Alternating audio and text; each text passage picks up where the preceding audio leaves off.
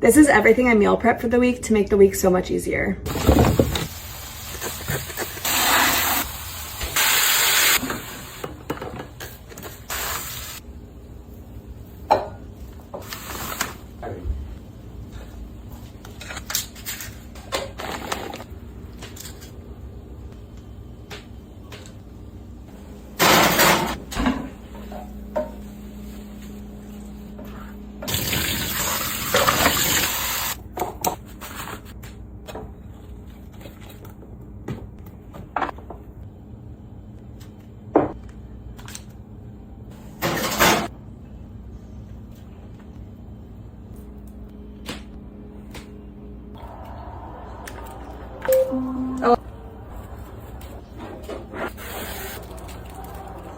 I cut up all of the veggies and fruit, cucumbers to snack on, strawberries, raspberries, and then I meal prepped eggs and red pepper just to cut up and have for breakfast. These are the Go Nanas banana bread muffins, and then I have 15 enchiladas for the week.